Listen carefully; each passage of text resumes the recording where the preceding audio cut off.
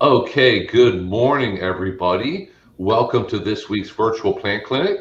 My name is Bill Lester. I'm with University of Florida IFAS Extension Service here in Hernando County, and I'm here today with my regular co-host, Lily Browning, who is the Florida Friendly Landscape Coordinator here in Hernando County. Good morning, Bill. How are you? I'm pretty good. How are you? I'm pretty good. I just That's swooped good. in here with about 3 minutes to go. Usually we see each other a good 10 or so minutes beforehand, but I just decided to give Bill a little something to be nervous about this morning. I wasn't worried. If you weren't here on time, I would have started and you would have popped in eventually. Yeah. So that's the least of my worries for today. So, hey, if anybody has any questions, just go ahead and put them in the comments.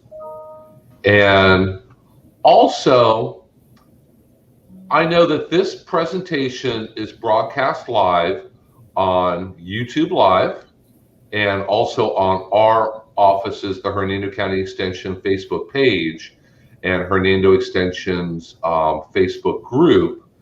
And if for some reason you're putting in questions and you're not getting a response from us or an answer, I'm not sure if we can see all the questions put in from all those different venues.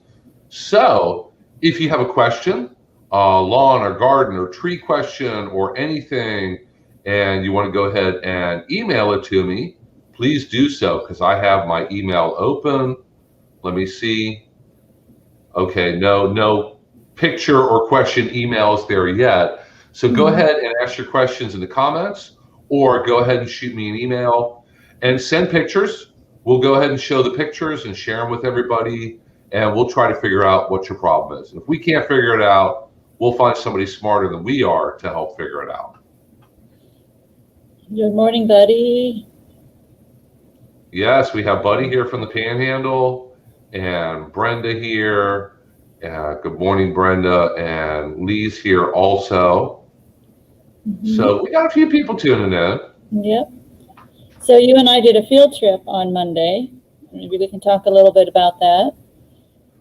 Sure, that was interesting. That was fun. Yes.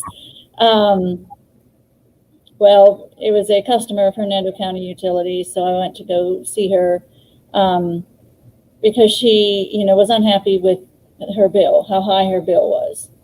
And I looked at her consumption, and it was a little high, but pretty typical for somebody who waters 1 day a week. I could tell she wasn't cheating on the watering restrictions, but maybe, each zone was on a little too long. She just didn't like, having to pay the bill that she was, paying for the water usage that she was using. Widow, alone, trying to figure things out on her own. And so Bill and I went there, and basically what I had already told her, she had mostly St. Augustine, but the front yard was fairly mixture, wasn't it, Bill? Bermuda and... It was Bermuda, Bahia, weeds, a little bit of everything, kind of what is it, the mixed turf, like you and I have? Diverse lawn area. I wish I could get that Bermuda to grow in my yard. It only wants to grow in my plant beds. But anyway, what I told her was, of the amount that she was using, the amount of gallons, probably I'd say, to be generous, one person living alone, 3,000 to 4,000 gallons of that was probably her use. Her showers, her washing dishes, laundry, and that's being pretty generous for one person. Yes, because it was just her living alone, and she was 90 years old. Yes. So. And she was using, well over 20,000. And I told her the rest of that is going in the ground to your, in your lawn. But she does have an irrigation company who told her not to touch her clock there, and they set each zone, some zones for an hour, some zones for 40 minutes. We really didn't get that detailed to see if that was justified or not by the kind of heads that she had. But what did we basically end up telling her, Bill? What we told her was, because here in Hernando County, it started raining, and it's raining a lot. And while we were there was a huge downpour. It was 10 o'clock in the morning. Yeah, we got wet. Yeah. Big dark cloud blew over and had a huge downpour. Must have got an inch or more of rain really quick. And we told her that when it is raining on a regular basis, you should shut your lawn irrigation off. For her, because she doesn't have a perfect St. Augustine lawn, it's a mixed turf grass area. She does not live in a homeowners association or a gated community. So, I mean, I understand that she wants to have a nice looking lawn, but her irrigation should really only run during really dry periods of the year. During wet periods, and if it stays wet this summer, she can turn her irrigation off and keep it off until Halloween. And she did. She turned it off. And well, we also talked to her daughter on the phone, which was, kind of a good thing. And we, her daughter and I spoke and saying she's going to keep it off and see if that makes a major change in her bill. And then, and hopefully it will. Hopefully her bill will come down quite a bit. I fully believe it will. And I'm going to also keep an eye on it. But if it doesn't, then they need to bring a leak detector company out and see what, maybe there is an underground leak in the irrigation system, or maybe it's even, inside, which would be a whole different type of situation. But we'll get back to you on that to see how much she saved by relying on the rain and, turning that irrigation system off in the summer. And I told her daughter, and she really said that really makes a lot of sense. I keep repeating this. We somehow got things backwards, that our lawns and our landscapes utterly depend on that irrigation system. And if it rains, great. No, it's the other way around. Those irrigation systems were created to supplement natural rainfall. Your plants outside, including your lawn, should rely on natural rainfall to survive. And then the irrigation system should be a boost or a supplement when absolutely necessary. So Beth Ann here makes a good point in the comments. She said, I understand saving water, but I don't think we need to be so focused on homeowners as much as businesses. So and this is just for Hernando County. So Beth Ann, if you're from another county, your situation is going to be different. But what do you guys do here in Hernando County with businesses that are watering all day, every day, wrong days, wrong times, whatever? That is actually not my focus, so I'm not all that aware. I know code enforcement. My supervisor's been working closely with code enforcement to try and get a hold of what's going on, because during the dry season, what actually was happening is our own customers were using so much water. We probably went over our permitted level for the month, and we have to pay fines for that. But it was also affecting people's pressure. So many people were cheating and using the water all at the same time, and that puts pressure on our pumps so that, it affects multitude amounts of people.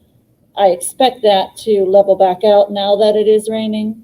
But you're right. I mean, those businesses, and that's where it gets sticky, because you can't go in and talk to the manager, because a lot of times they don't have control of it. It's like some corporate, entity somewhere. So it becomes very difficult. But you're right. Everyone needs to do the right thing, because as we keep saying, more and more people are moving here, more businesses are being built. Bill keeps warning you, these restrictions are going to get more strict, not less. Yeah, I'm sure code enforcement does deal with businesses where either somebody complains or code enforcement just happens to notice that they're running their sprinklers.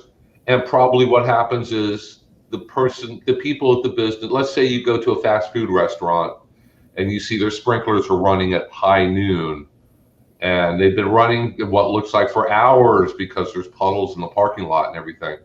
The people working there don't know how to operate the irrigation. They're going to have to call corporate. They're going to have to call the maintenance guy out. He's going to have to check it. He's going to have to reset the timer. So it's not as simple as a homeowner dealing with their irrigation, even though homeowners don't always know how to operate the box. That's why we have, irrigation services to come and check those things. We probably need to have somebody from code enforcement on here one day, don't we? That is a great idea. Yeah, that is a great idea. I'll look into that. We'll have a guest with Hernando County Code Enforcement on here. And I know they're out there and they're working hard, because I'm getting some upset phone calls. So I know, well, there's a couple of things going on. People who work for utilities are trying to have conversations with people that they notice, maybe you're using too much water. It's kind of a giveaway when you have an emerald green lawn. Nobody else on the street. Yeah. And we're just having conversations and reminding you, or leaving door hangers to remind you. And then I get phone calls of people, why are you telling me this? Well, because these are the rules. Be glad that wasn't code enforcement. Be glad it was us. But, then I get phone calls from people who are being cited. And I wish I knew the exact, I can't tell you the exact fines. But the first one, some people just are like, whatever, it's the cost, I'll pay it because I want to have a green lawn. But it's going to keep going. It's going to keep going up if you keep ignoring it. And eventually you may actually be required to put an appearance before a special magistrate. So, you don't want to have to do that. Right. And so, but those things are calming down now because nature is helping us with the rains. Yes, it is. And in other parts of the country, Austin up in Green Bay, there's tomatoes going, and they're really big. And he even figured out how to shoot me an email. Let me go ahead and show some pictures here.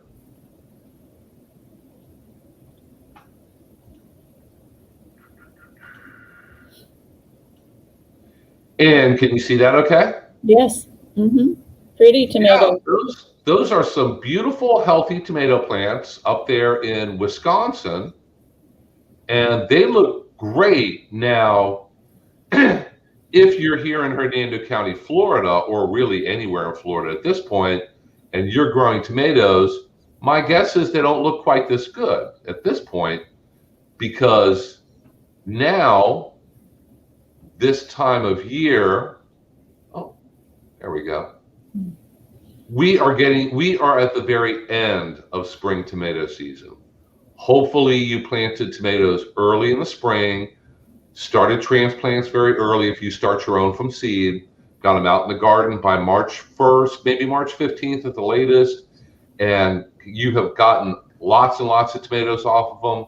At this point, they are going to crash and burn very soon if they haven't already. I have tomatoes in my garden, and they are coming out. I'm picking the last of them right now, and the plants are coming out. They have, I don't know how it happened, but I was just overwhelmed with spider mites for some reason. Haven't had a problem with them in years. I have leaf-footed bug nymphs out there poking holes in the tomatoes. I'm going to have caterpillars, and they are eaten up with fungal leaf spot diseases. So this is a good example of, if you live in Wisconsin, you are on one gardening calendar. If you live here in Florida, totally different calendar. Right. If you try using that northern one, things are not going to be pretty and they're not going to work out. If you're just here from New York, Pennsylvania, Ohio, and you just got here, because we have a lot of new people who are coming. Don't worry about a vegetable garden right now. Just get settled, and you can maybe have a fall garden starting right about Labor Day or so, correct, Bill? Yes, that's correct. But really right now, you're coming into a really important time of year, because as soon as I remove the tomato plants, I still have peppers and eggplants out there that are doing well, so I'm going to leave them in a little bit longer. But now is the time for me to start making compost and start gathering the grass clippings, working all that organic matter into the garden. I'm going to try planting a cover crop, I think. I need to order the seeds for that. What are you going to use? I'm going to try sorghum Sudan grass. Okay. Which is, it's a grass, it almost looks like it could be a turf grass. And it's a grass, technically it'll grow a couple feet tall. I've never gotten it to grow more than maybe a foot or so tall. But it's to cover your garden, help keep the weeds out. That grass will grow. When the time comes, I'm going to chop it down to the ground and turn it over. It's going to break down. And then in the fall, when I'm ready to put all my new vegetables in, the seeds, the transplants, everything else, the soil will be in much better shape than it is right now. And if you plant the cover crop, a really important benefit is if you leave bare dirt, any of the nutrients that are in your sandy soil, when it rains a lot, and it's probably going to rain a lot this summer, all get washed away. And where do they end up eventually? In the aquifer, yeah. In the aquifer, exactly. And where are they not now? Not in your soil for your vegetable garden. Yes. Exactly. But if you grow a cover crop, that cover crop will suck up all those stray nutrients and hold them in the plant. And when you chop it down or work it in the soil, you have just saved the nutrients. It's kind of like a savings account at the bank. That's pretty neat, yeah. And that's why farmers do that. That's why farmers do that too. It also, what it does is you're bringing diversity to that area. So you're not planting the same thing over and over and over. So all the pests and diseases are there for that one crop. That diversification of the crop kind of confuses the pests and you break the disease cycle and everything. So it does. What you don't want to do is to have a garden plot and grow, let's say, just tomatoes. Tomatoes in the spring, tomatoes in the fall, tomatoes in the winter. You do that, and after a couple of years, you're going to have huge numbers of tomato pests because they know that you're always growing tomatoes. So if you mix it up and rotate things, that's where the buffet is. The disease pressure and insects. They said, let's go out to the buffet. It's been in the same place for years. Exactly, the tomato buffet. Yes. And what you were saying reminded me of the class I taught yesterday, harvesting the rain. And one of the tips, that we give is the more plant material you have in your yard. Some people tend to think, I'll just make it simpler, or I'll have all rocks, which is not Florida friendly, by the way, or 100% mulch. That is not either. The more plant material you have, the more it does absorb the rainfall that you get. The point of the class was to keep as much as the rain that nature gives you on your own property, to utilize it for yourself, which is a good benefit, but also reducing stormwater runoff, which takes pollutants to our waterways. So it's a win-win situation. Yeah, larger commercial growers will use cover crops to help reduce erosion. Yes. It's not that big. Well, I don't know. Some people have very large vegetable gardens, but if you have a very large vegetable garden and it's just bare soil, when we do get a lot of rain, a lot of the topsoil and dirt's going to run off, and it may get into the storm drains and into a waterway, and we don't want to see, dirt out there on the waterways either. And again, tell us, what can you grow though right now? It's not absolutely grow nothing. There are a few things you can grow if you are hardy enough to do it. Sure. The main ones are okra, black-eyed peas, and sweet potatoes. Okay. And there are other specialty tropical crops that you can try growing. Most of them are really important in South and Central American and Caribbean cuisines, and they'll take the heat. A lot of people aren't all that familiar with them, but it is definitely worth experimenting with. There's a few others that I read about Malabar spinach, and there's another kind of spinach, and it's not really a true spinach. I was going to say, yes, spinach is It's usually a green leafy plant where you can pick the leaves and eat it like spinach. Some people like it, other people absolutely hate it. I've heard that it's kind of an acquired taste. You know, everything we eat, somebody experimented at some time. Yeah. I mean, it's very nutritious for you, and if you want to try growing that, that's great to experiment with that. But if you like okra, now's the time of year to grow okra, and it's essential in good gumbo. So, yes. And that's what you know. I always point that out. Okra, black-eyed peas, sweet potatoes. What does that make you think of? Makes you think of Southern food. Well, that makes sense because once upon a time, you know, they didn't have all that access to all the grocery stores and everything. So you eat what can grow, you know, you eat what's in season. So makes me think of barbecue. Yeah. So Joseph has a question here. Anything special I need to save watermelon seeds for planting? Nope. Just save the seeds and you can plant them. If they come from a grocery store watermelon and that watermelon is a hybrid variety, there's a really good chance that when you plant the seeds, it's going to grow to be either mommy watermelon or daddy watermelon, which is probably going to be very different from the watermelon that you took the seeds from. One plant that they use when watermelon breeding is citron, and I'm not sure if you've ever heard of that. They're smaller than they're round, and it's a melon, like and a they're hard as honeydew? a rock, and you can pickle them. They used to be very popular like 100 years ago. Right. Are they kind of like a honeydew? They're the size of a honeydew, hard as a rock. Okay. And they never like ripen and turn sweet where you can cut them open and eat them as is like a watermelon or honeydew or anything like that. But people pickle them. And like I said, they used to be very, very popular. I've never tried them pickled. No. But that's one of the parent plants that they sometimes use with hybrid watermelons. So it will be some kind of melon. I can guarantee you that. It may be a beautiful, tasty watermelon. It may not be. It's definitely worth experimenting. When would you plant those seeds? You would plant them here in Hernando County or in Central Florida very early spring.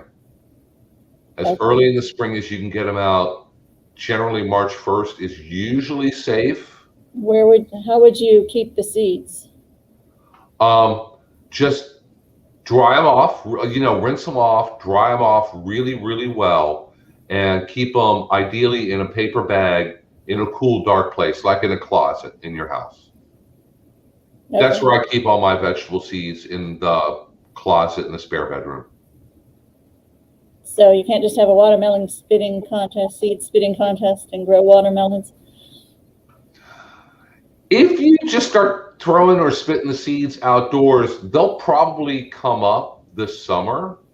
They can germinate pretty quickly, but you don't want to try growing them in the heat of summer. You may think like, oh, well, I buy watermelons, or I used to up north at the farmer's market for 4th of July or middle of August. Here, you want to grow them much earlier than that. Growing them during the heat of summer, you're going to have way too many disease problems, insect pest problems. Heat of summer, you want to grow okra. Just stick with okra.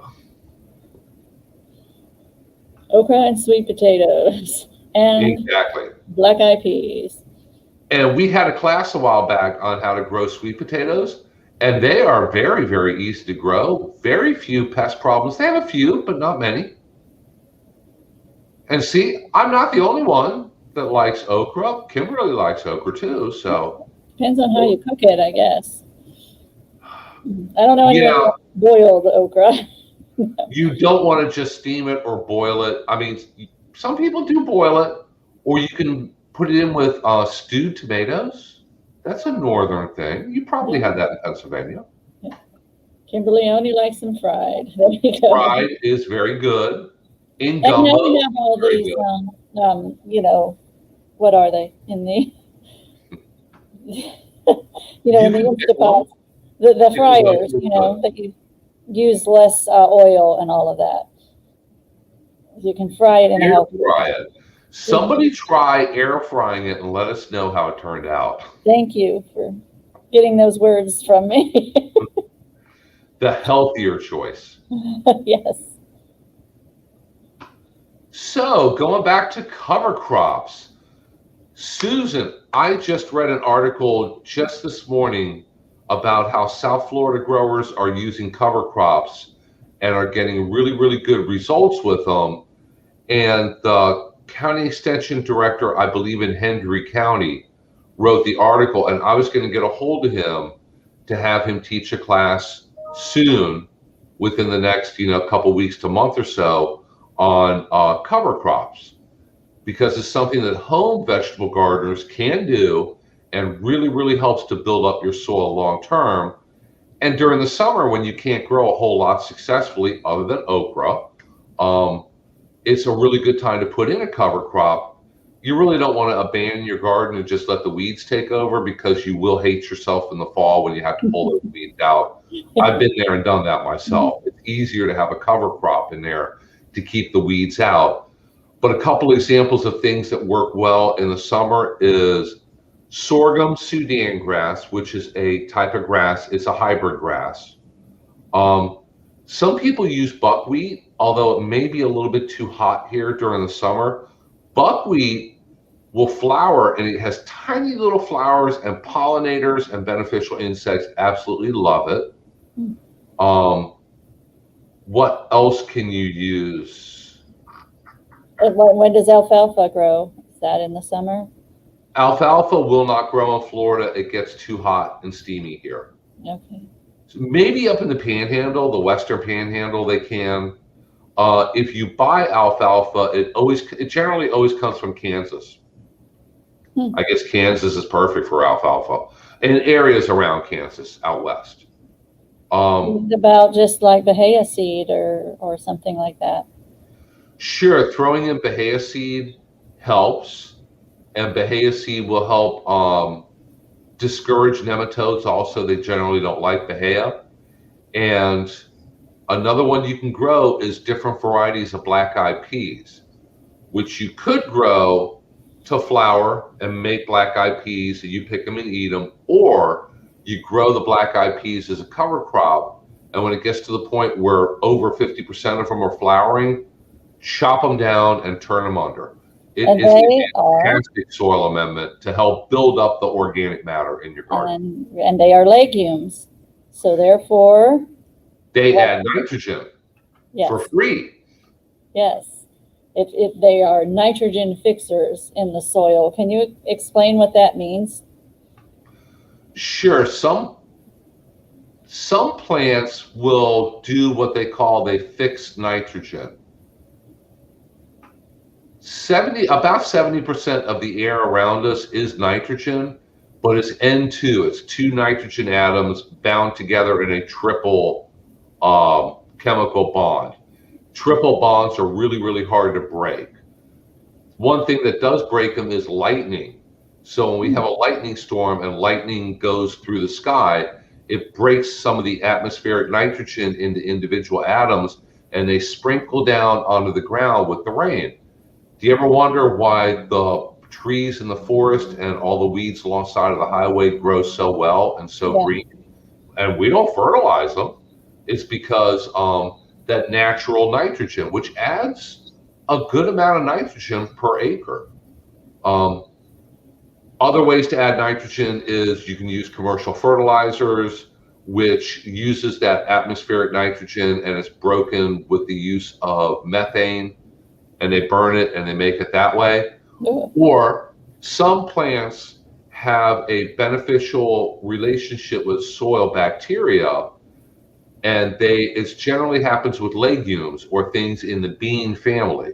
So if you grow any kind of green beans or black-eyed peas or any kind of legume, a lot of times in the soil there's beneficial bacteria that will attach to the green beans roots, and this bacteria is able to take atmospheric nitrogen and turn it into nitrogen, and it gives it to the green bean plant. And the green bean plant says thank you and gives the beneficial bacteria carbohydrates. And they have this, wonderful relationship going on there. So if you grow legumes as a cover crop and turn them under, it adds a lot of nitrogen to your soil. So the next crop you grow, you don't have to add any nitrogen fertilizer to. Interesting. What about peanuts? When can we grow those? And would those be a good cover crop? You can grow peanuts right now. That's what I thought. Most I never really run across homeowners that generally grow peanuts, but you can. Okay, that is something you can grow in the summer, correct? Yes, that grows during the heat of summer. You can plant them right now, today.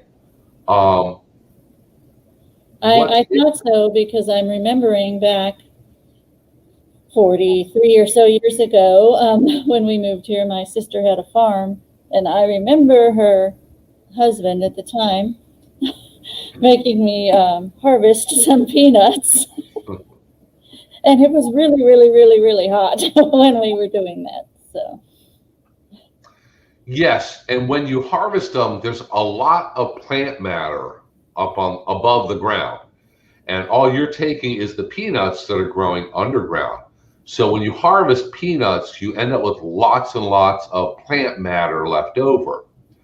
You could chop that up until in your soil, in your garden, or you could take that and compost it, and it gives you just a ton of free organic matter to put back into your soil. How about decorative perennial peanut? Or will that get too out of control? Depends. The perennial peanut, there's two kinds. There's and I can never say this word correctly, the rhizomal, I think it is, kind that grows from rhizomes underground, and it spreads and spreads, and it will fill in a lawn, but it will keep going and keep spreading until it hits a wall or sidewalk or something that stops it. And then there's the other perennial peanut that you start from seed, and it generally doesn't spread. So if you have a spot where you didn't put down the seed, the perennial peanut will not end up there. So it kind of depends on what your goal is. If you have a pasture and you want to put in perennial peanut for your livestock, the rhizomal kind will spread and do well.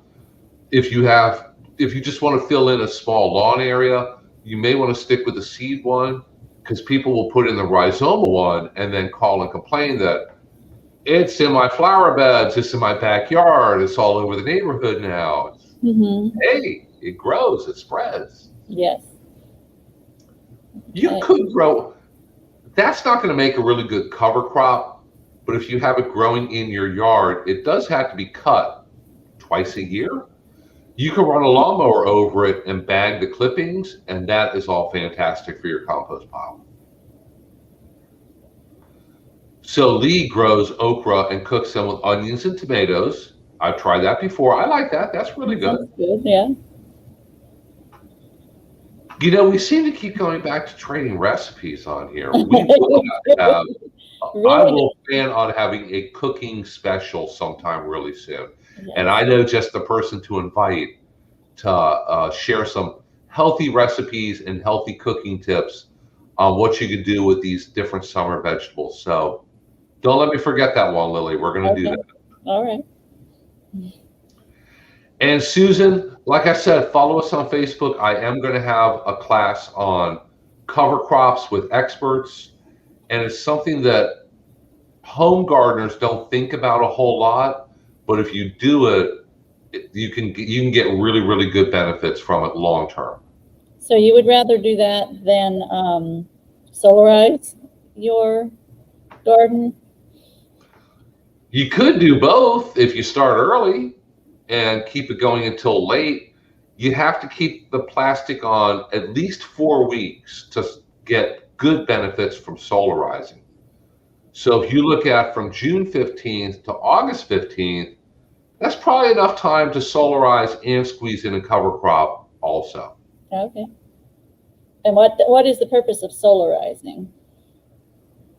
Solarizing, if you have problems with especially nematodes, which are microscopic worms that live in the soil, and some species are going to damage your plant roots.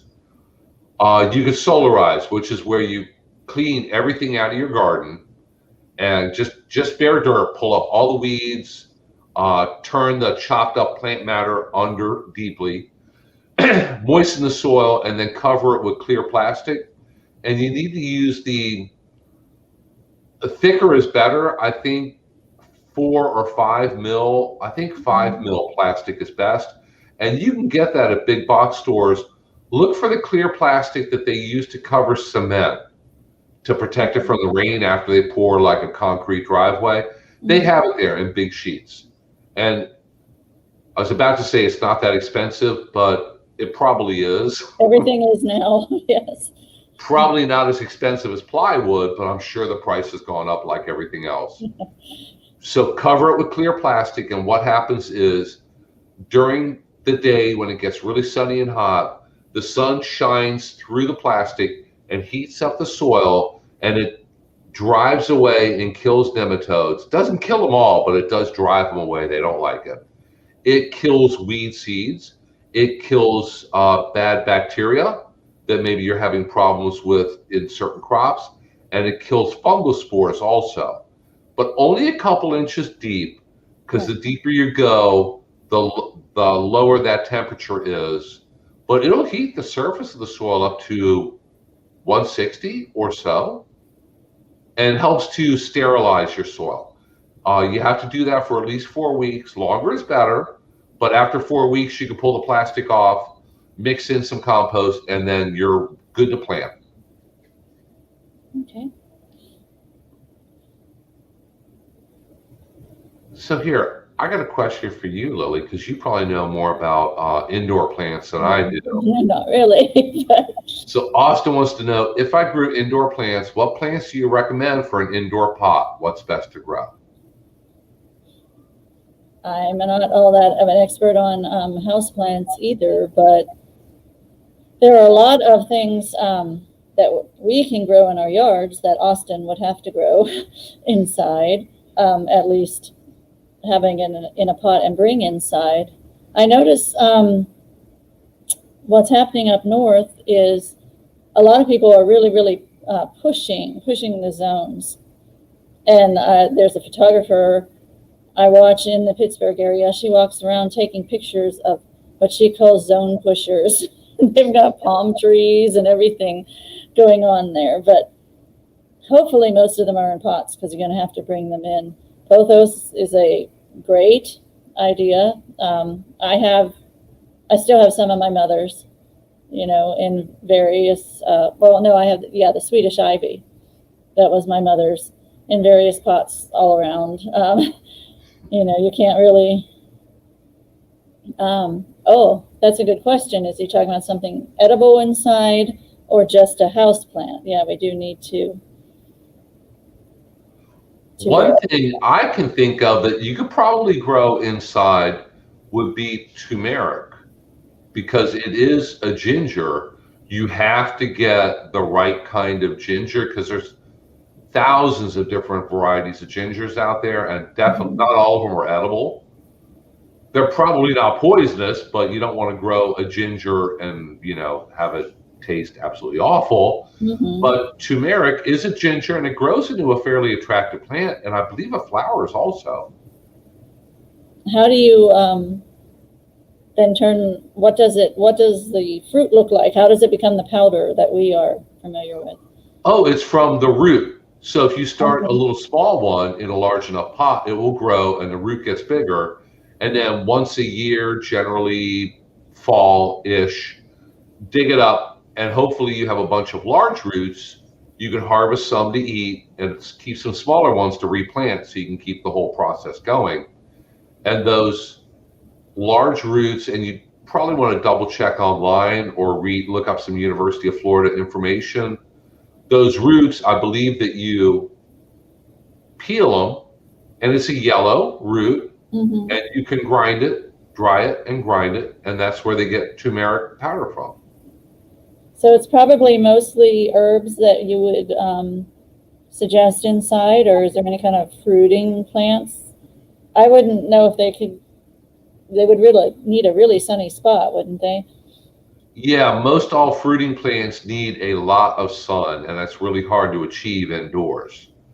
Because even on a sunny window, it only gets just so sunny. Mm-hmm. And your plants are going to stretch. And so growing things like tomatoes and cucumbers and peppers, you can try if you have a really, really sunny windowsill. Or sun porch, yeah, something, yeah. Herbs generally require less light, so herbs can do really well. So rosemary, basil, all of that fun stuff, huh? Sure, all of that. And if you're growing it indoors, you can generally grow all of them year round. Here, if you're growing them outdoors, there are certain times of the year where they're going to do a lot better. Mm-hmm.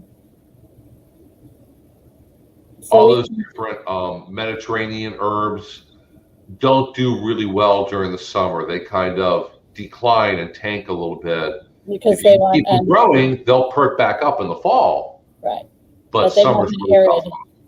So you couldn't grow tomatoes inside your house instead of outside through the summer. You don't think that would work? It's going to be tough because it's really tough to find a spot in your house that's that sunny. If you had a sunroom or something like that, I mean, that's totally different. You can kind of turn that into a mini greenhouse and grow just about anything in there.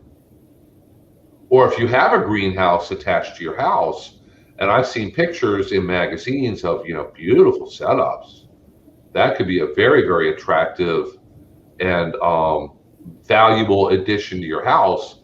And heck, you can grow bananas in the dead of winter up in Pittsburgh if you wanted to. Mm-hmm. Melinda says pothos is great but toxic if there are plant-eating pets in the house. So you always want to be careful if you have dogs, or especially cats. Cats love to chew on houseplants. They do. Make sure it's something that's not toxic. I keep spider plants inside. They help to clean the air, easy to grow, and are non-toxic. Spider plants are very, very easy to grow indoors, and they're fairly low light. They're not all that fussy with light. And of course, African violets are always an old classic standard for growing indoors, but you got to have exactly the right lighting for that. That's an entire hobby right there. My boss Alice took mine. She's has custody of my African violets, which was actually again my mother's, because she has the right lighting in her office. She has the nice window spot, huh? Well, I've got great windows, but she just has, something, maybe the traffic light that she bounces great light off of it. And Kimberly has a good idea here to put up macrame hangers to keep the plants up and away from animals. That works really well. Can look very attractive also. Is macrame making a comeback? I'm not sure. I couldn't help you with that. You don't want me making macrame. So it's looking like it's getting close to that time, and I have to go out and make a field visit in a little bit. And it's cloudy out there, but hopefully won't be rainy while I'm out in the field. Kimberly says yes, macrame is coming back. Because Gen Z wants the macrame. So if you guys have any other questions that come to mind, here is Lily's email address. It's probably a very, very good way to get in touch with her. Absolutely. And of course, the best way to get in touch with me is through my email. I'll get back to you as soon as I can. There's days where my email just stacks up, and if I don't get back to you right away, I'm sorry, but it's tough to kind of plow through the big fires, little fires, small fires, and then everything else. Boho style, that's where the macrame is making a comeback. I remember I called my mother a macromaniac because she, in the late 70s, early 80s, that's what she was doing, macrameing everything. Yes, it is making a comeback. And if you need to get in contact with our office, there is the phone number. And if you call, Teresa will most likely answer. And if she can't help you out today, we normally on Thursdays, we do have a master gardener, Bernie, at the office. So if you call the office, she will put you through to him and he can answer your questions, look at your pictures. If you need to bring a sample into the office, if you catch a bug and you have it in a mayonnaise jar and you don't know what it is, just bring it by the office. We'll figure it out. And Austin wants to know what your email is once again. It's the long one. It's a long one. Yeah, it's we'll leave that up there for a while so you're able to copy that one down. Mine's short and easy to remember.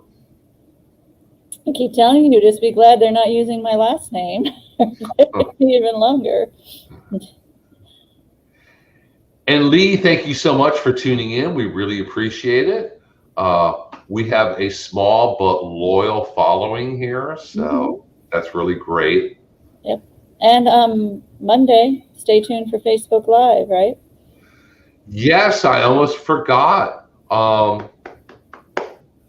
I don't think I made a Facebook post about that. I don't know. Maybe I did and I just can't remember. I don't even know what I did today. But coming up this coming Monday at 9 a.m. on Facebook Live on the Hernando County Extension Facebook page. And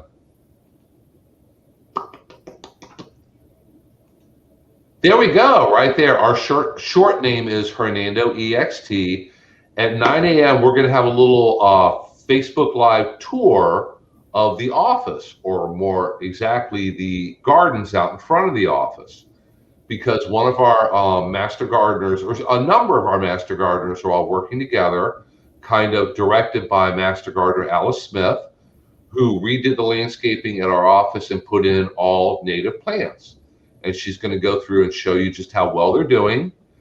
If you have any questions about what is the name of them, does it like full sun, full shade, does it flower, whatever it might be, she can answer your questions through Facebook Live. And one big benefit of growing more native plants is, what do they not need a whole lot of, Lily, that you deal with? They don't need a whole lot of supplemental irrigation. Very good. You don't have to water them a whole lot because they're native plants. They don't mind it being dry because they evolved here. They're used to Florida weather. They're used to wet in the summer, dry in the winter, really, really hot in the summer. They're not going to get burned up by the summer heat and humidity. They do really well here, and they can help you save on water also. So, and if you want wildlife, native plants are going to guarantee that you get the pollinators and the wildlife, because again, that's what evolved here. And I like Brenda's comment, woohoo, that sounds like fun. It will be fun. I'll be there. Lily's going to stop by. Maybe. There might be an FFL person that might wander into the scene. Okay, yeah. We'll let you cut in. We'll get you on camera also. And Brenda is reminding me, the Master Gardener Nursery has some great plants available, and they have native milkweed. I assume they still have some. They have Asclepias tuberosa for those of us in the dry, sandy places, and they have Asclepias perennis, which needs a little more moisture part of the time anyway. That is the swamp milkweed. So go and grab them up. It's a great opportunity to get some native milkweed. And they have other great plants too. And when are they open, Dr. Lester? They are open from, technically the open hours are 9 a.m. to 11 a.m. on Saturday and Wednesday, but they're there at 8. So if you show up a little bit before 9, because it is starting to get a little hot out there, you want to do those outdoor things early. Yeah. Come by the Master Gardener Nursery on either Wednesday morning or Saturday morning. They have a bunch of different native plants there. Diana said, who's a master gardener, says they do have a few of the milkweeds left. I'm sure they will pretty quickly. Only $3. And Brenda says only $3. So you can only $3. They should have charged more than that. I need to talk to them. Yeah, they could have got more than $3 a whack for them. So we're gonna have to work on that. Will you put the address in there, Bill? Pardon me? Will you put the address in there? I will. Never mind. Yeah, because I don't know the street address off the top of my head. You have that memorized, though. Yes. Okay. They are in half-gallon pots, so they're decent-sized plants, and they are milkweeds that are well adapted to Florida. They're going to grow like crazy here. So, and let me go ahead and show that address to everybody here. That is the Master Gardener Nursery. They are located at 19490 Oliver Street in Brooksville, Florida. That is the street that runs alongside of and behind the Hernando County Fairgrounds on 41. So if you know where the fairgrounds are, or if you know where Hernando County Animal Control is at the very end of the street. We're about halfway down on the left-hand side. Mm-hmm. They have a great selection of native plants and Florida-friendly plants. They have milkweed. They have all kinds of stuff there. You know, I'm not even sure exactly what they have, but I think I'm going to drag one of the Master Gardeners on here with us next week to tell everybody all about the Master Gardener Nursery. That's a great idea. Exactly. I haven't had one of them on here yet. Yeah. So. It's a very good idea. Maybe Cindy or Barb or someone could join us. Whoever has a microphone and a camera is going to be on here in the little square right next to us, explaining what plants they have, kind of prices, the hours they're open. Yes. And they provide a big service to the community also, other than selling plants, which is important. They answer a lot of questions over there also. Yes. They get a lot of people who have just moved to the area and don't know anything, who come into the nursery, and they're able to answer a lot of their questions. So. And that is a place where you can obtain a physical copy of a Florida-friendly landscaping, plant selection, guide to plant selection, and landscape design. The actual book in your hand for free. They'll give you a copy there. So that's a great place to start when you don't know what kind of plants, to use. Start with what's in that book and you'll have a lot better success. Of course, paying attention in the book that you plant things for zone. Look for C for Central Florida, or zone 9A is what we are. Yeah, if you want to put in South Florida plants, that's great, but you need to know in advance they're South Florida plants. You're taking a gamble, yes. Yes, you are. Although there are things that I would love to experiment with here, and I'm going to have people come in and teach classes about them in the near future. They are looking at growing coffee in Florida, the kind of coffee that, you actually drink. Coffee, not wild coffee. Not chicory? No, nobody wants to drink chicory. Real coffee. They're looking at growing real tea here, the variety that you get tea from. In South Florida, you can grow the vanilla bean orchids. They're looking at doing that commercially, looking at different varieties, which ones are more cold tolerant, which ones are better producers. So, and artichokes. You can grow artichokes here in the winter. So those are all really good topics for classes for me to put together in the upcoming future.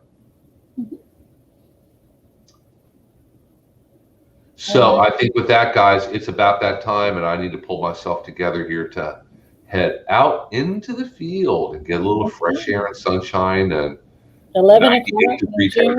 Yeah, I don't know about fresh air. That's okay. Yeah, 11 in the morning was not a really good time of day to be doing this, but that's okay. I don't mind it. It's fine because you're doing it. Exactly. You always say the heat doesn't bother you, so. Okay. Well, thanks again, everybody. We really appreciate it. And please be sure to tune in next Thursday at 10 a.m. Like I said, I'm going to try to have a master gardener or 2 or 3. Hey, we'll have a whole bunch of them on. I think I can have like 10 people on here all at once to let everybody know all about the nursery and what's going on there, what they have available, how they propagate their plants, and how they do what they do over there. So until then, we will see all of you again next week. Okay. Thank you, everybody. Okay, thanks. Bye.